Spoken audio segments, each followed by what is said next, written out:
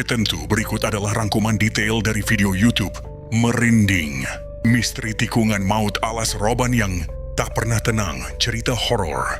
Video ini mengupas misteri dan sejarah kelam di balik Alas Roban, sebuah jalur di Kabupaten Batang, Jawa Tengah, yang terkenal sebagai salah satu jalur paling angker di Indonesia. Makatis Bongkai ke-39. Jalur ini, yang merupakan bagian dari Pantura, dikenal tidak hanya karena kondisi jalannya yang berkelok dan rawan kecelakaan, tetapi juga karena cerita-cerita mistis yang menyelimutinya. Sejarah kelam Alas Roban zaman kolonial. Jauh sebelum menjadi jalan raya, Alas Roban adalah hutan lebat yang sepi dan dikenal sebagai tempat perampok.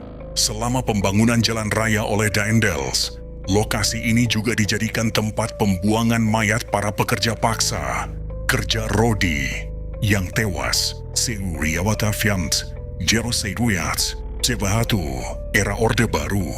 Pada tahun 1980-an, Alas Roban disebut-sebut menjadi lokasi pembuangan mayat korban Petrus, penembakan misterius, Zoriaman 41, rawan kecelakaan.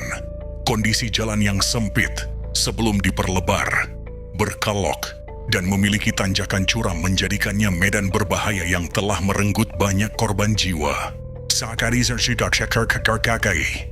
Misteri Tikungan Bisu.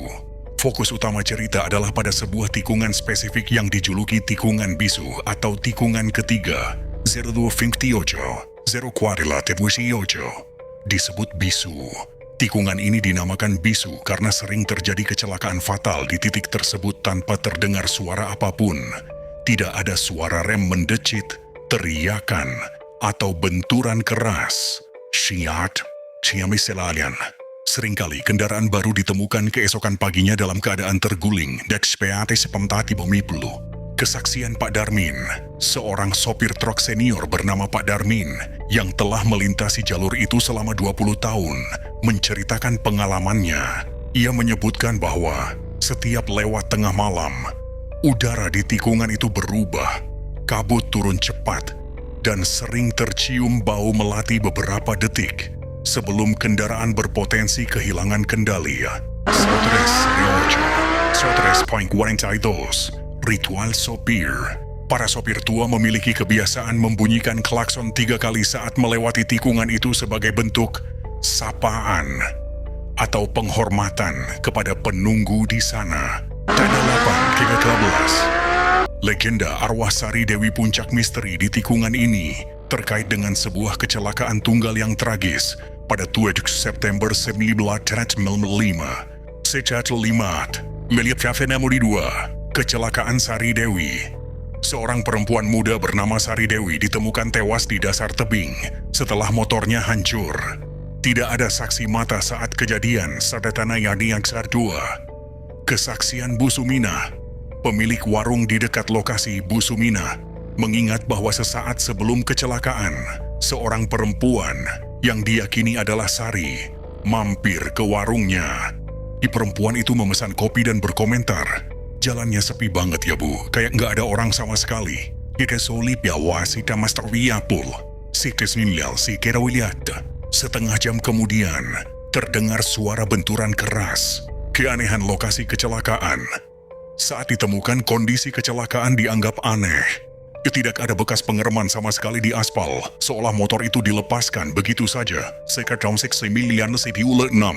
Helm korban ditemukan terlepas dan menempel di dahan pohon pinus, sekitar 20 meter dari tubuhnya. 933. Kesaksian Pak Karyo. Seorang warga bernama Pak Karyo bersumpah melihat sosok perempuan berjaket krem, pakaian yang sama dengan Sari, berdiri menunduk di pinggir jalan, tepat di titik awal motor Sari terpeleset. Beberapa detik sebelum kecelakaan terdengar 10.80 waktu setelah tujaks. Sapadat 18. Penampakan. Sejak kejadian itu, banyak sopir mengaku melihat bayangan perempuan di bahu jalan, kadang memeluk helm. 11.